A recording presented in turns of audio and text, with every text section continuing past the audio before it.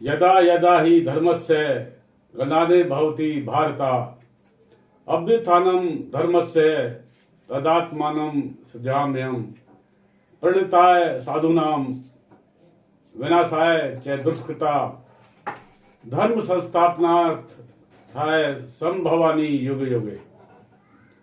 यानी भगवान श्री कृष्ण ने गीता में अर्जुन को उपदेश दिया था, जब अर्जुन कह रहा था कि जिनसे मैं लड़ रहा हूं वो मेरे सगे सोदरे हैं, यानी कोई मेरा दादा है, कोई भाई है, कोई मेरा गुरु है, मैं इनसे कैसे लड़ूंगा। तो भगवान श्री कृष्ण ने बोला था कि जब जब विश्व में धर्म की हानि होती है, यानी जब दुष्कर्म ज्यादा बढ़ जाता है और साधुओं पर अत्याचार होते हैं, जिनकी शुद्ध आत्मा होती है उन पर अत्याचार होते हैं और दुष्टों की गिनती ज्यादा बढ़ जाती है, तब मैं इस जगत में मनुष्य के रूप में अवतार लेता हूं। तो आज मैं, जैसा कि कांग्रेस के एक महत्वपूर्ण नेता बोलते हैं कि मोदी चोर है, चोर है, चोर है, या मोदी नाम से जो भी हैं सब चोर हैं, तो मैं आज 1928 से लेकर 2023 तक कांग्रेस का इतिहास लेकर आया हूं और आपके सामने मैं ये बताने जा रहा हूं कि यदि मोदी चोर है तो कितने ईमानदार थी कांग्रेस की सरकार। कांग्रेस की सत्ता जब जब आई तो इसने कितने अच्छे काम किए हैं। तो मैं लेके चलता हूं 1928 की तरफ। सॉरी, मैं गजेंद्र कुमार गोस्वामी आपके चैनल यूनिक ब्रेन स्टडी पर आपका हार्दिक अभिनंदन करता हूं। 1927 में साइमन कमीशन गठित हो गया था और 3 फरवरी 1928 को साइमन कमीशन बैठा, जिसके अंदर ब्रिटिश शासन के 7 सांसद थे। इसमें हिंदुस्तान के किसी भी व्यक्ति को शामिल नहीं किया गया। इनका उद्देश्य था कि हम ऐसा कमीशन बैठाएं कि जो भारतवर्ष यानी ब्रिटिश भारत के ऊपर यदि कोई क्रांतिकारी हमला करता है, अंग्रेज सरकारों को नुकसान पहुंचाता है, तो उसको कैद कर लिया जाए और कैद करने के बाद जेल में डालकर उसको फांसी दे दी जाए। ये कमीशन, इसकी कुछ इसने जो शर्तें रखी थी वो ये थी, यानी इसके जो नियम थे, भारत में एक संघ की स्थापना होनी चाहिए, ब्रिटिश भारतीय प्रांत और देशी रियायतें इसमें शामिल हों, केंद्र में एक उत्तरदायी शासन की व्यवस्था होनी चाहिए, वायसराय और गवर्नर को विशेष शक्तियां दी जाए, देश का एक लचीला संविधान बने, यानी जिससे कि हम भारतवासियों पर अपनी कार्रवाई कर सकें और हमारे ऊपर कोई किसी का भी रेस्ट्रिक्शन ना हो। इसका विरोध किया गया। इस विरोध में काफी नेताओं के लट से टांगें टूटी, गोविंद बल्लभ भाई पंत अपंग हो गए और इस विद्रोह में लाला लाजपत राय की मौत हो गई। इसके बाद इसके अंदर एक मेंबर थे क्लेमेंट्स एटली। क्लेमेंट्स एटली ने फिर 1945 में चुनाव लड़ा, पीएम का चुनाव लड़ा, जिन्होंने बर्लिन चर्चिल को चुनाव में हराया और प्रधानमंत्री बने। प्रधानमंत्री बनने के बाद इन्होंने 3 जून 1947 को घोषणा की कि हम भारत को 15 अगस्त 1947 को आजाद करेंगे और भारत के 2 भाग करेंगे। उस टाइम पर जो गवर्नर जनरल थे वो थे लॉर्ड माउंटबेटन। उन्होंने ये अनाउंस किया और ये पॉलिसी कांग्रेस की ना होकर ये ब्रिटिश राज्य की पॉलिसी थी कि भारतवर्ष को दो भागों में बांट दिया जाए। यदि उस समय भारतवर्ष दो भागों में न बांटता तो मैं कहता हूं कि भारतवर्ष विश्व का एक नंबर पर देश होता। इस देश के बंटवारे में महात्मा गांधी का धृतराष्ट्र का रोल, जो कि नेहरू की तरफ था, नेहरू और जिन्ना की हट, जिसने भारतवर्ष को दो भागों में बांट दिया। यदि आप काले कारनामे कर रहे हैं तो काले कपड़े पहनो, सफेद कपड़े क्यों पहनते हैं? यानी सफेद फोर्स में आना एक सभ्यता की निशानी है, एक शरीफों का ये चोला है। कांग्रेस ने, जो कि पहले राजा महाराजों की परंपरा थी कि राजा का पुत्र ही राजा हुआ करता था, इस परंपरा को कायम रखा और एक परिवारवाद की संस्कृति को परिभाषित किया। 2004 से लेकर 2014 तक जो कांग्रेस ने शासन किया, इसके अंदर तो भ्रष्टाचार और लापरवाही की हद को लांघे। लेकिन मैं उससे पहले भी लेता हूं, उससे पहले क्या क्या हुआ था उसको देखता हूं। मैं चलता हूं पंडित जवाहरलाल नेहरू के शासन में। पंडित जवाहरलाल नेहरू ने 15 अगस्त 1947 को राज्यभार संभाला और वो 27 मई 1964 को उनका स्वर्गवास हो गया। तब तक ये शासन उनके पास रहा।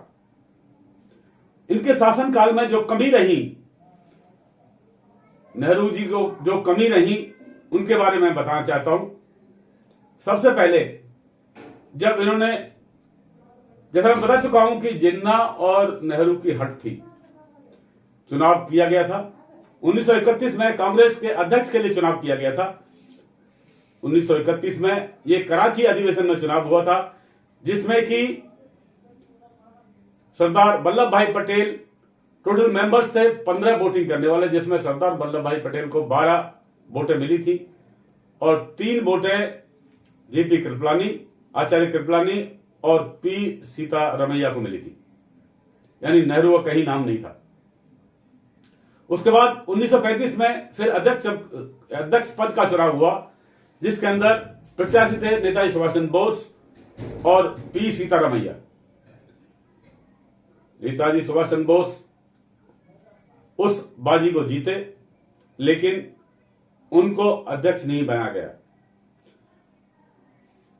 एक चुनाव 1950 में हुआ था, जिसके अंदर नेहरू और पुरुषोत्तम टंडन इसमें प्रत्याशी थे। पुरुषोत्तम टंडन, जो कि पटेल के सहयोगी थे, उन्होंने इस चुनाव को जीता। नेहरू उसमें भी हार गए। लेकिन सबकी हार्दिक इच्छा यह थी कि सरदार वल्लभ भाई पटेल को ही प्रधानमंत्री बनाया जाए। यहां तक कि चक्रवर्ती राजगोपालाचार्य ने लिखा है कि यदि सरदार वल्लभ भाई पटेल प्रधानमंत्री होते और रक्षा मंत्री नेहरू होते तो देश की हालत कुछ और ही होती। अब मैं देखता हूं कि इन चुनावों के अलावा, जैसा कि देश आजाद हुआ और उसका बंटवारा हुआ पाकिस्तान का, हम 15 अगस्त को अपना स्वतंत्रता दिवस मानते हैं और पाकिस्तान 14 अगस्त को मानता है। पाकिस्तान आजाद नहीं हुआ था, बल्कि हमसे अलग हुआ था, विलग हुआ था। हमसे, यानी 2 भाइयों में बंटवारा हुआ था। बंटवारा होने के बाद 22 अक्टूबर 1947 को कवालियों, मंगोलियों ने, और जिनके साथ पाकिस्तान की सेना भी सम्मिलित थी, कश्मीर पर हमला कर दिया। कोशिश की गई थी कि रियासतें भारत में विलय हो जाएं, जैसा कि पहले था। अलग अलग राजा हुआ करते थे, छोटे छोटे क्षेत्र के राजा हुआ करते थे, जिनके ऊपर एक थोड़ी सी बड़ी सेना लेकर कोई भी हमला कर देता था। कोई भी आतंकवादी हमला करने के बाद में उनको जीत लेता था और उसको बगल में लेकर अगले राजा पर हमला करता था। इस तरह से मुगलों ने और उससे पहले भी आतंकवादियों ने देश पर राज किया। इसलिए सरदार वल्लभ भाई पटेल का कहना था कि सारी रियासतें एक साथ हो जाए और एक मजबूत भारत बने। उन्होंने सभी रियासतों को मिलाया और कुछ अड़चनें आई थी हैदराबाद रियासत और जूनागढ़ रियासत के लिए, और नेक्स्ट बची थी लास्ट में कश्मीर की रियासत, जिसके राजा थे राजा हरि सिंह। कश्मीर के अंदर राजा हरि सिंह का राज था, जो कि पंजाबी डोगरा थे, लेकिन उसमें बहुमत था मुस्लिम समाज का।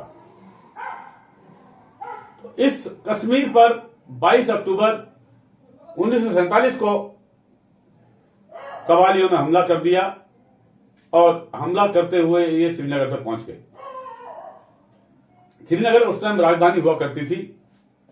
उसको देखकर राजा हरि सिंह ने अपने प्रधानमंत्री एमएस महाजन को दिल्ली भेजा कि हमारी मदद करो, लेकिन नेहरू जी ने इसको अवांछनीय कर दिया, यानी हम तुम्हारी मदद नहीं कर सकते। बहरहाल 27 अक्टूबर 1947 को विलय कर लिया गया, यानी कश्मीर को विलय कर लिया गया। शर्त यह थी कि यदि आप हमारे साथ विलय होंगे, हमसे मिलेंगे, हमें आप भारत में यदि मिल जाएंगे तो हम आपकी हेल्प करेंगे। कश्मीर भारत में मिला और वहां से 27 तारीख को यहां से आर्मी एरोप्लेन से गई और वहां पर ड्रॉप होने के बाद में उस हमले को रोका और कवालियों को पीछे हटाया। इस युद्ध के अंदर, यानी 1947 का यह युद्ध 1 जनवरी 1949 में खत्म हुआ। इसके अंदर भारत के 1103 सैनिक शहीद हुए। उसके बाद जेके पुलिस के, जे.एंड.के पुलिस के 1990 सिपाही शहीद हुए और इसी तरह से पाकिस्तान के 6000। कुल मिलाकर भारत के 6279 यानी 6279 हताहत हुए और पाकिस्तान के 20,000 हताहत हुए। लेकिन इसके बाद उन्होंने जो हिस्सा जीता, जो ऊपर वाला हिस्सा था जो जीता, जिसको हम अभी पीओके बोलते हैं और पाकिस्तान कहता है आजाद कश्मीर, उसको नेहरू जी यूएनओ में ले गए। यानी इसको ले गए वो UNCIP में, यानी union nation commission India and Pakistan, इसके अंदर ले गए और बोला कि इसका फैसला यूएनओ करेगी। कमीशन में कुछ शर्तें थी। शर्त यह थी कि पाकिस्तान और हिंदुस्तान पहले युद्ध को विराम देगा, यानी युद्ध को समाप्त किया जाएगा। उसके बाद पाकिस्तान वहां से अपनी सेना को हटाएगा और जनमत संग्रह देखा जाएगा, यानी जनमत का देखा जाएगा कि जनता किसको सपोर्ट करती है और कश्मीर का हिस्सा उसी साइड में जाएगा। लेकिन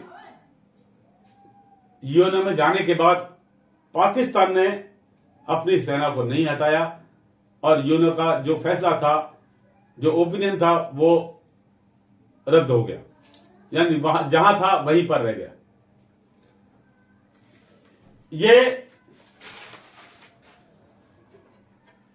ये लड़ाई, ये गलती नेहरू जी की थी कि उन्होंने 27 अक्टूबर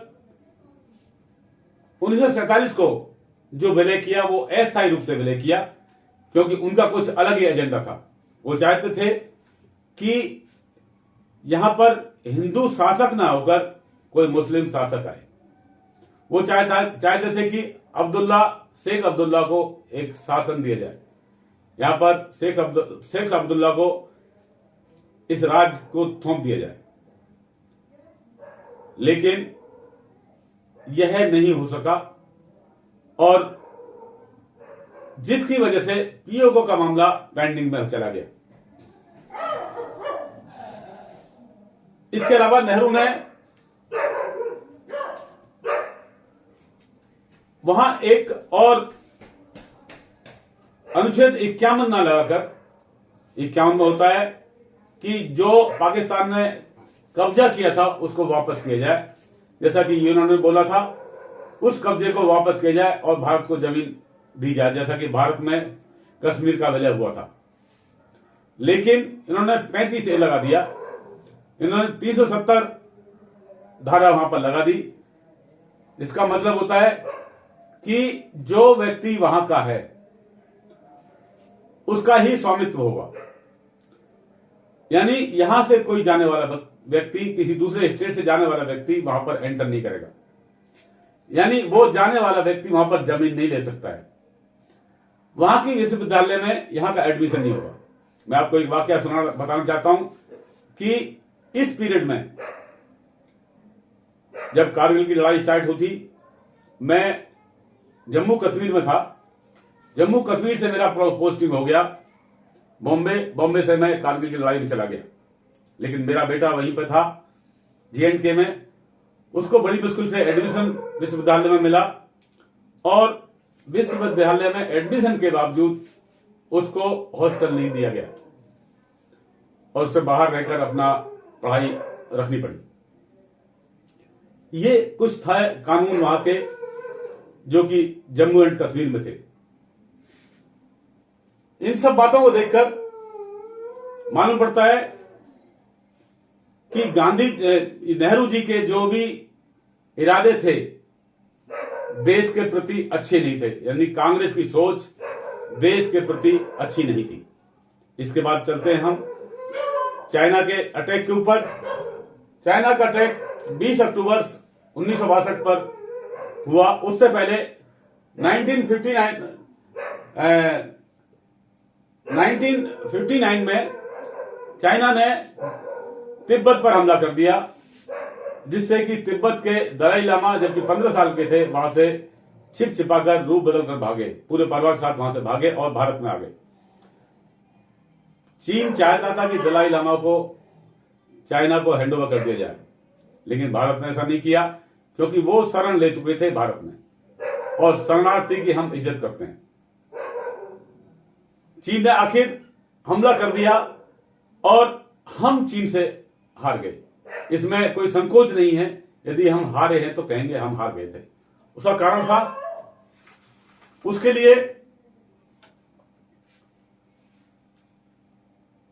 लिए एक लड़ाई के बाद में बोर्ड बैठा गया, क्योंकि इसमें कमी थी नेहरू की।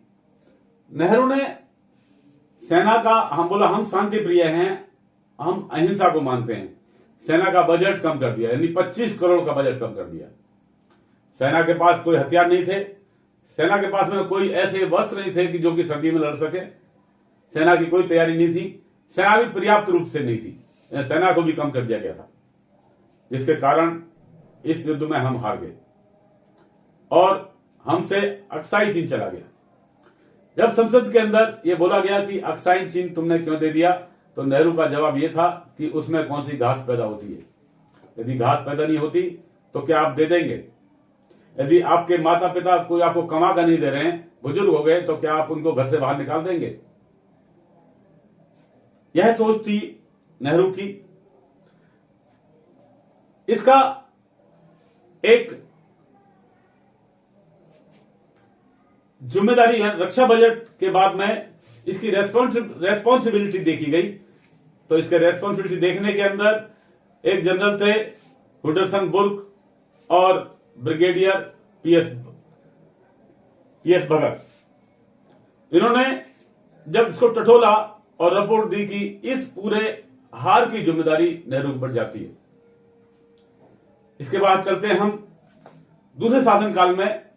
नेहरू के मरने के बाद कुछ समय के लिए लाल बहादुर शास्त्री सीट पर बैठे, जिनकी ताशकंद में मृत्यु हो गई, लेकिन होने वाली नेक्स्ट प्रधानमंत्री जो कि इंदिरा गांधी थी, इंदिरा गांधी ने इसको कुरेद कर नहीं देखा कि इसका कारण क्या था। हम देखते हैं इंदिरा गांधी की तरफ, तो इंदिरा गांधी ने 1966 से लेकर 1977 तक 3 पारियां सत्ता की संभाली। उसके बाद 1980 से लेकर 1984 तक एक पारी और संभाली। 31 दिसंबर 1984 को उनकी हत्या कर दी गई। इस दौरान उन्होंने जो गलतियां की उनको हम देखते हैं। 12 जून 1975 को 12 जून 1975 को इंदिरा गांधी बरेली क्षेत्र से खड़ी थी, सांसद के लिए खड़ी हुई थी। धांधलेबाजी कर कर ये जीती, और वो धांधलेबाजी जब कोर्ट में चैलेंज की गई तो साफ जाहिर हो गई, और इंदिरा गांधी को कोर्ट में मुकदमा चला और सजा बोल दी गई, और यह कहा गया कि 6 साल के लिए इनको चुनाव लड़ने के लिए निलंबित किया जाता है। तो अभी उनके पास एक ही विकल्प था कि या तो वो निलंबन स्वीकार करें या फिर और कुछ करें। तो उन्होंने दूसरा रास्ता अपनाया। उन्होंने 26 जून 1975 को आपातकाल घोषित कर दिया।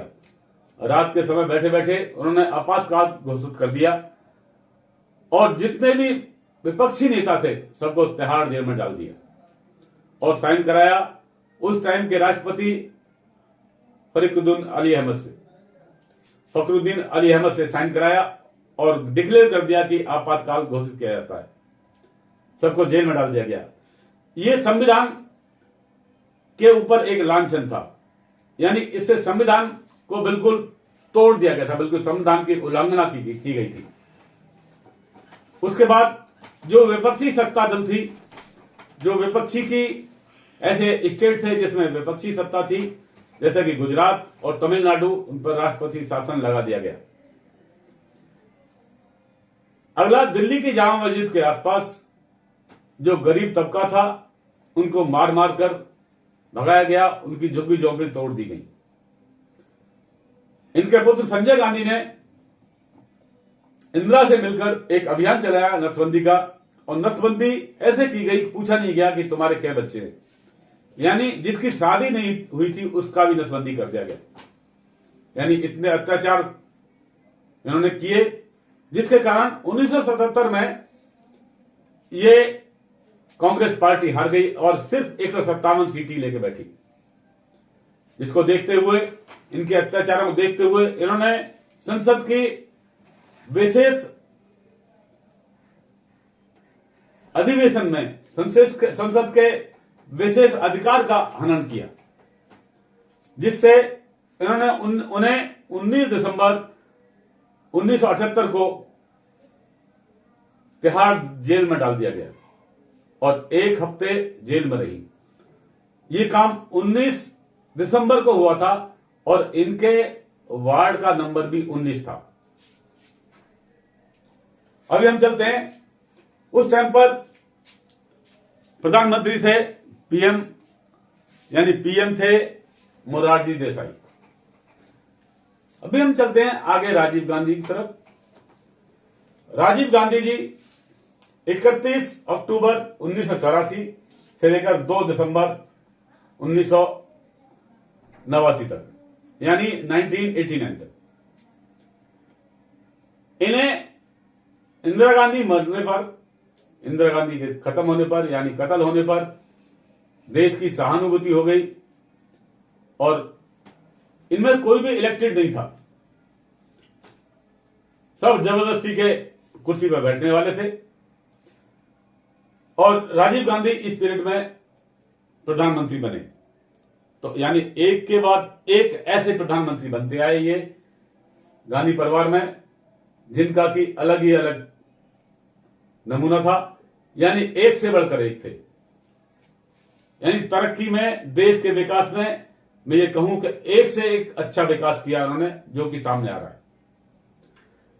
14 सितंबर 1989 यानी 1989 में इनके पीरियड में टीकाराम टपलू, जो कश्मीर के थे उसकी हत्या कर दी गई। यह हत्या यानी एक एजेंडा था जिसमें राजीव गांधी और फारूक अब्दुल्ला का एक एस्कॉर्ट था। ये घर के दरवाजे पर खड़े थे, कोई बच्ची रो रही थी और वो एक मुस्लिम बच्ची थी। इन्होंने टीकाराम ने आके पूछा कि बच्ची क्यों रो रही है, तो उसकी मम्मी बोली कि इसके पास पैसे नहीं है, स्कूल में जाना है, ये 5 रुपए मांग रही है। टीकाराम टपलू ने 5 रुपए जेब से निकाल दिए और उस बच्चे को दिया, ठीक है, और सिर्फ हाथ फेरा, जाओ बेटा आराम से पढ़ो।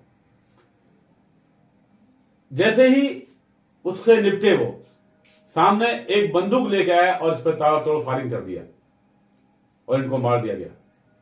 उसके एक हफ्ते के बाद में जस्टिस नीलकंठ गंजू का कत्ल कर दिया गया और उनकी पत्नी को उठा लिया गया, जिसका अभी तक कोई पता नहीं चला है। इसके बाद ये राजीव फारूक अकॉर्ड लगातार स्टार्ट हो गया, जिसके अंदर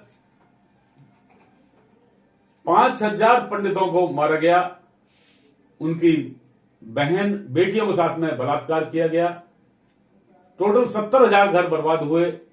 एक ही रात में इनको बाहर निकाल दिया गया। एक ही रात में ये कश्मीर छोड़कर बाहर चले गए, क्योंकि मस्जिदों के अंदर ये अनाउंस होता था निजाम मुस्तफा, अल्लाहू अकबर, अल्लाह इल्लल्लाह, ला इलाहा इल्लल्लाह, यानी इस तरह से, यानी हमारा संविधान कैसे चलेगा, ला इलाहा इल्लल्लाह के ऊपर चलेगा। ये मनुष्यता का व्यवहार कांग्रेस के टाइम पर हुआ। लेकिन मैं ये कहना चाहता हूं, जो वहां से आए थे, कश्मीरी पंडित जो वहां से आए थे, उनका ध्यान शिक्षा की तरफ था। मैं उस टाइम पर एक उधमपुर में पोस्टिंग था, जब ये आए थे मैंने देखा एक टेंटों में पड़े हुए थे, बेचारे टेंटों में रहते थे, लेकिन उन्होंने शिक्षा की तरफ ध्यान दिया। तो उनमें से कोई आईएएस है, कोई आईपीएस है, कोई डॉक्टर है, कोई इंजीनियर है, यहां तक कि बॉलीवुड में भी स्थान ले चुके। लेकिन कश्मीर के वो अलगाववादी, वो आतंकवादी अभी तक उसी कंडीशन में थे। अब ये 370 हटने के बाद, यानी 35 से हटने के बाद में अभी कुछ उनके अंदर, उनके विचारों के अंदर कुछ फर्क आया। नेक्स्ट हम देखते हैं राजीव गांधी का, इनका बोफोर्स कांड। इन्होंने स्वीडन से एक गन खरीदी थी, एक तोप खरीदी थी, बोफोर्स।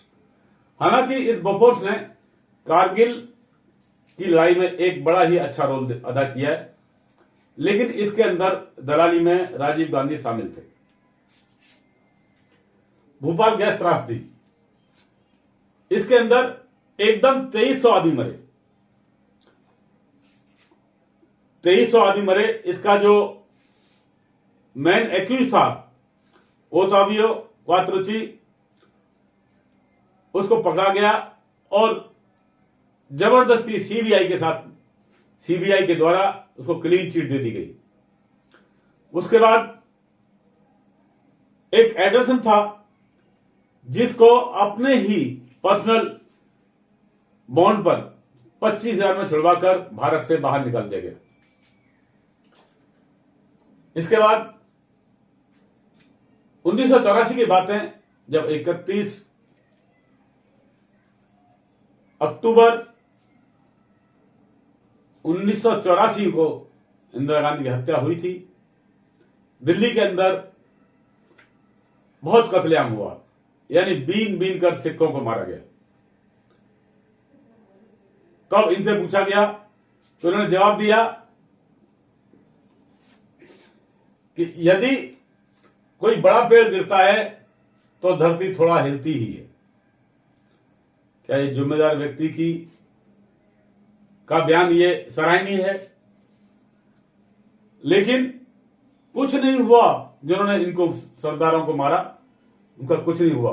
सरदार एक ऐसी कौम है जो देश के लिए शुरू से ही जान देती आई है, देश के लिए निछावर करती है। इसके बाद ये इन्होंने खुद ही बताया कि मैं यहां से यदि 1 रुपया किसी व्यक्ति को भेजता हूं समाज को उठाने के लिए, यानी देश को उठाने के लिए, किसानों के पास में या किसी भी ग्रुप के पास में यदि 1 रुपया भेजता हूं तो उनके पास में 15 पैसे ही पहुंचते हैं। यानी उनके पास में ऐसा कोई प्रोविजन नहीं था कि डायरेक्ट वो 1 रुपया ही पहुंचे। जैसे कि अभी आप देख रहे हैं कि कोई भी पॉलिसी है, अब पूरे देश को आधार कार्ड से लिंक कर दिया गया है। कोई भी पॉलिसी है आधार कार्ड से लिंक है, यानी आपका बैंक, आपके बैंक में कितने रुपए हैं, आपके टोटल धनराशि कितनी है, आप क्या चोरी कर रहे हैं अपने पैसे से, या आपका पैसा कहां से आ रहा है, वो सारा लिंक होता है आपके आधार कार्ड से। कभी देखा जा सकता है आपके बैंक में, आपके खाते में क्या क्या ट्रांजैक्शन हो रहे हैं, कहां से आ रहे हैं, वो सब देखे जा सकते हैं। इसके अलावा आपके जो राशन कार्ड है वो भी आधार कार्ड से लिंक है।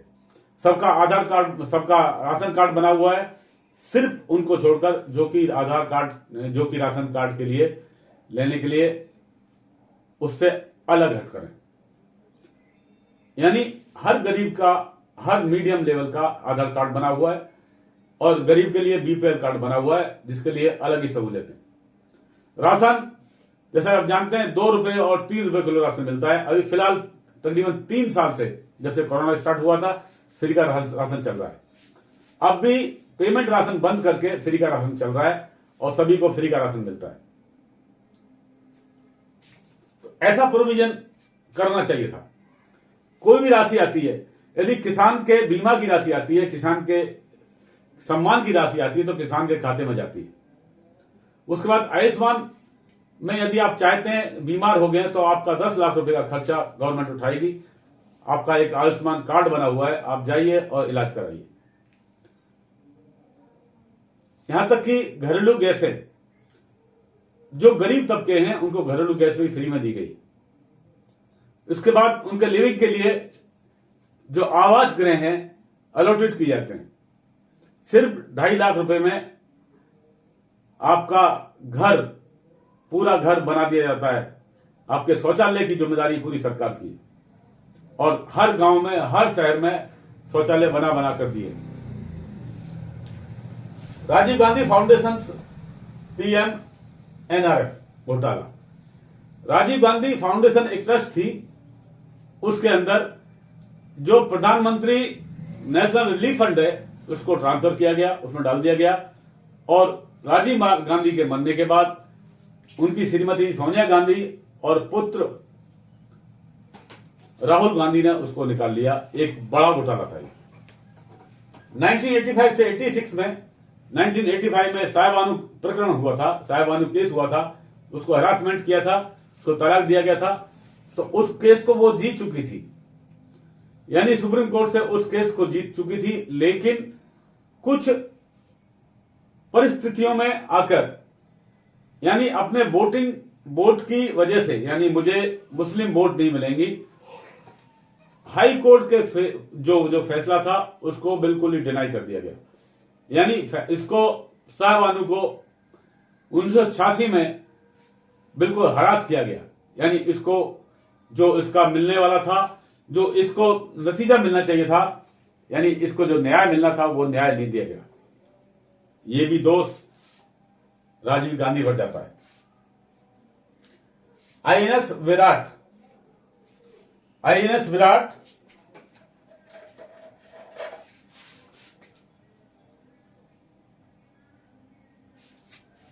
इंडियन नेवल शिप विराट, यानी भारत का सबसे बड़ा जहाज उस समय का, जो कि जिसका सिर्फ यूज किया जाता है लड़ाई के अवसर पर।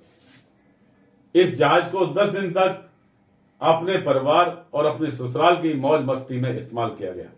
आप जानते हैं कि इतने बड़े जहाज में ईंधन की खपत कितनी हुई होगी, 10 दिन में कितनी खपत हुई होगी, कितना देश का नुकसान किया है। इसके बाद भागलपुर दंगा। भागलपुर बिहार में दंगा भड़का और इसके अंदर 1000 आदमी मरे। इसका कौन उत्तरदायी होगा?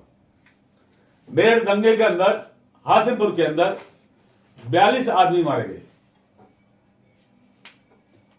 सबसे बड़ा आरोप संजय गांधी ने, जैसे ही ये सत्ता में आए, अपने भाई नहीं सॉरी राजीव गांधी ने जैसे ही सत्ता में आए अपने भाई संजय गांधी और उसके परिवार को घर से बाहर निकाल दिया। इसके बाद श्रीलंका और एलटीटी का आपस में झगड़ा चल रहा था, लेकिन इन्होंने जबरदस्ती अपने यहां से 1 लाख सैनिक भेजे और श्रीलंका में एंटर हो गए, जिसके अंदर हमें हमारे भारतवर्ष को काफी जन तन की हानि उठानी पड़ी। काफी हमारे जो सिपाही थे वो शहीद हुए। हम चलते हैं डॉक्टर मनमोहन सिंह की तरफ। डॉक्टर मनमोहन सिंह, इनका कार्यकाल 22 मई 2004 से लेकर 26 मई 2014 का है। डॉक्टर मनमोहन सिंह जब यूपीए में वित्त मंत्री थे तब इनका एक महत्वपूर्ण रोल था, यानी एक पढ़े लिखे और बहुत ही समझदार ईमानदार व्यक्ति, यानी जितना कहा जाए एक बहुत ही सहनशील व्यक्ति। लेकिन सोनिया गांधी ने इन्हें एक पीएम बना दिया, एक स्टैम्प पीएम बनाया, और इनके पीरियड में, इनकी अवधि में जो जो घोटाले हुए इनको पता ही नहीं, यानी प्रधानमंत्री को पता ही नहीं है। यदि किसी थाना अध्यक्ष के क्षेत्र में कोई वारदात होती है तो थाना अध्यक्ष को सस्पेंड कर दिया जाता है। यानी किसी जिले में यदि पुलिस कप्तान के एरिया में कोई हादसा हो जाए तो पुलिस कप्तान पर इसकी नजर जाती है, यानी उसको सस्पेंड करने पर उतार हो जाते हैं। लेकिन मनमोहन जी को पता नहीं था कि क्या हो रहा है। बोले मुझे पता नहीं क्या हो रहा है। हम जब सुबह उठकर देखते थे तो हर रोज अखबार में एक नया घोटाला देखने को आता था, हर रोज एक नया घोटाला होता था। तो मैं सारा शामिल नहीं कर रहा हूं, इसमें मैन ले रहा हूं मैं, जैसे कि कोयला आवंटन। माकंपा यानी मार्क्सवादी कम्युनिस्ट पार्टी ने इसका कोयले का आवंटन किया। कोयले का चार्ज यानी कोयले का जो विभाग है उस टाइम पर माननीय मनमोहन सिंह के पास ही था। लेकिन जब इनको पता लगा, इन्होंने अपने मुख्य सचिव को सौंप दिया। मुख्य सचिव को सौंपने की कोई भी प्रक्रिया नहीं बनती है, किसी मंत्री को देते, किसी मंत्री को बनाते। लेकिन अपने बचने के लिए बोले मुझे पता नहीं क्या हुआ। इस आवंटन में 1.86 लाख करोड़ का घोटाला हुआ। उसके बाद यह घोटाला 2012 को हुआ था। उसके बाद 2G स्पेक्ट्रम घोटाला 2008 में हुआ और यह 1.76 लाख करोड़ का हुआ। उसके बाद महाराष्ट्र इरिगेशन 2012 में हुआ और यह 70 लाख करोड़ का घोटाला था। 2010 के अंदर कॉमनवेल्थ गेम हुआ भारत के अंदर। कॉमनवेल्थ गेम के अंदर यह बड़े उत्साह वाली बात थी कि भारत के अंदर कॉमनवेल्थ गेम हो रहा है। लेकिन इस कॉमनवेल्थ गेम के अंदर भी घोटाला हुआ और वो हुआ 35 लाख करोड़ रुपए का।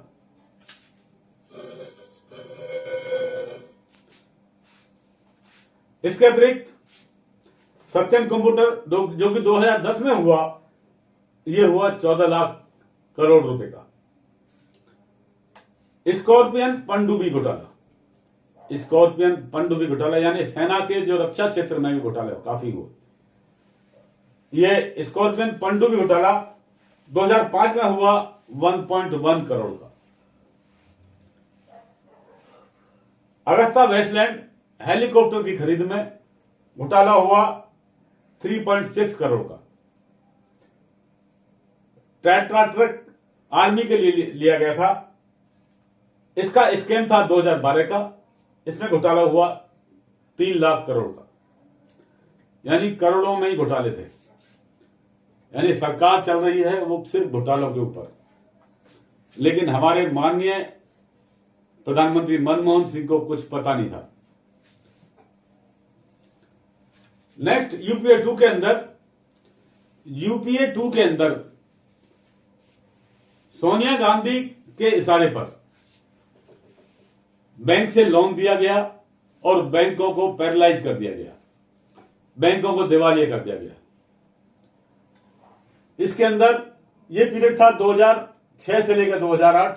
इसके अंदर 18 लाख करोड़ रुपए का घोटाला था और 2008 से लेकर 2014 तक ये 52 लाख करोड़ रुपए का घोटाला था। इसमें जो लोन दिया उसको माफ किया गया, बताया कि हमने लोन माफ किया है। 4,000 किसानों का लोन माफ करना था, लेकिन ये लोन 60,000 को का माफ किया गया।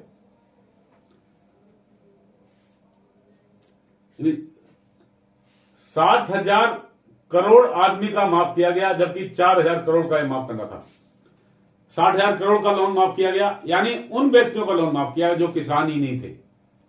4,000 करोड़ का लोन हमको माफ करना था, लेकिन 60,000 करोड़ का किया गया, जिसकी वजह से बैंक दिवालिया हो गए। उस समय के गवर्नर, आरबीआई के गवर्नर ने साफ कहा है कि सारे बैंकों को पैरालाइज करने का श्रेय कांग्रेस को जाता है। उसके बाद 2011 के अंदर हरियाणा में नेशनल हेराल्ड प्रकरण केस हुआ, जिसमें 90 करोड़ का घोटाला हुआ।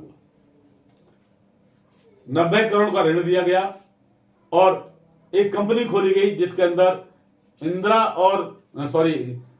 सोनिया गांधी और राहुल गांधी के 38% शेयर थे। उसके बाद में 5 करोड़ रुपए पर उनका कंपनी बनाया गया और वो सारा दबा लिया गया। उसका आवास, इनका आवास जो ऑफिस था, अपने अकबर रोड पर बनाया गया, अपने घर में बनाया गया और इस प्रकरण को सारे को चाट गए, यानी 90 करोड़ को सारे को चाट गए और इसको माफ कर दिया गया। उस कंपनी का इस ऋण को माफ कर दिया गया।